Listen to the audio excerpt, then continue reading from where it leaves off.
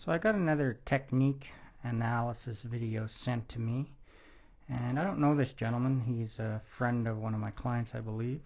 So they sent it along to me, so I thought I'd take a little bit of time and see if I can help out here. So what I've done is I've compared these two videos to each other, and one is my deadlift, and then this is his. So these are our starting positions. So when you're looking at starting positions, you can start to see some obvious differences here. First of all, the position of my arms being slightly back, that puts my shoulder blades over top of the bar. That's not a very straight line. Shoulder blades over top of the bar, which is what you're looking for. A lot of people have the misconception that you want your shoulders themselves, like the actual deltoid, directly over the bar.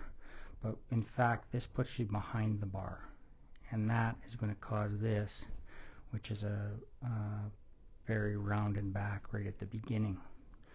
So let's take a look at his as he begins to come up here. Let's move his along a little bit. So he gets himself ready to pull.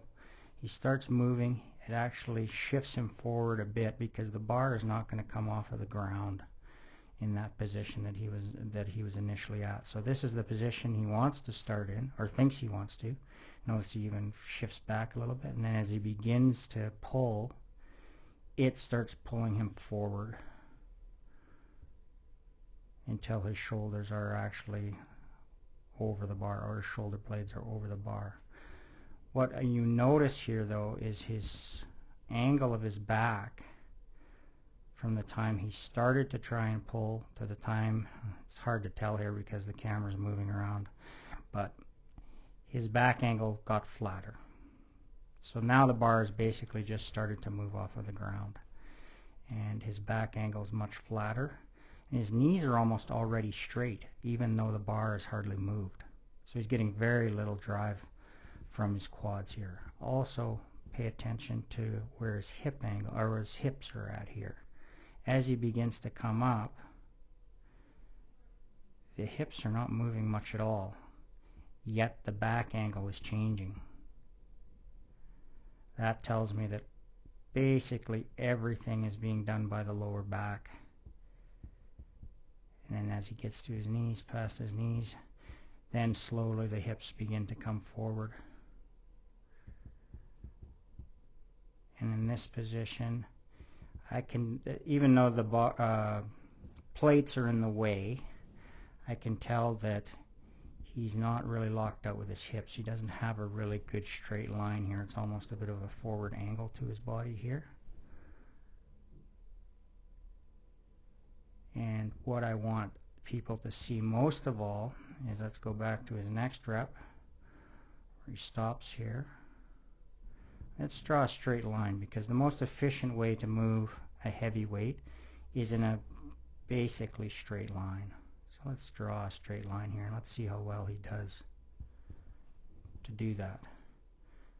So as he starts coming off the ground, look at the backward angle, and that's because his knees are straightening first, and that's pulling the bar backwards and pulling his shoulders forward. So he's well behind the line that he initially started on, and he finishes well behind that line as well. As he comes back down, once again, I can't see because of the plates, but I have a suspect that his knees have come forward, because right about here the bar really starts to come forward again and back to that original line. And notice this backward shifting of his hips here, back and down as he comes down, the rotation and the rounding of the lower back. I'm not sure, but I suspect that's why he has plates on the floor here, is because he doesn't think he has the flexibility to actually get to the ground. So it could be because they're just protecting the floor. I'm not totally sure, but a lot of people using this technique would not be able to get to the ground because of this angle of the forearms. You're way ahead of yourself. You're basically blocking yourself out. So let's take a look at my positions. Starting position here, over top of the bar with the arm slightly back. Now as I begin, and let's also draw a line. Now let's look at this first, then we'll draw a line. So as I begin to come up, notice that my shoulders go up. They do not go forward as his do here. If we watch the next one, his shoulders start right here. As he begins, watch how far forward the shoulders go, because he's trying to get the bar over his shoulder blades is where it should be. Because I start over my shoulder blades, I do not have to do that. And as I reach the bottom of my kneecaps, notice this angle is basically the same. My back angle has not changed, my arm angle has not changed. As I continue on and reach the top, you can see the difference in my body here. Because I'm counterbalancing the weight, my glutes are completely contracted as opposed to this type of angle here. So I'm in a much stronger position here. Now let's also compare the straight line. Let's go back to the next rep. So this is my starting position. Let's go back to this rep. This is his starting position. Let's draw that relatively straight line. So, relatively straight line. Okay, and now as we begin to go up, you see my bar path is maintained. This bar path dives way back and stays back. On the way down, my bar path is essentially maintained. His bar path dives forward at the knees. The back must begin to round here to get him back to the floor, or else he won't be able to get there.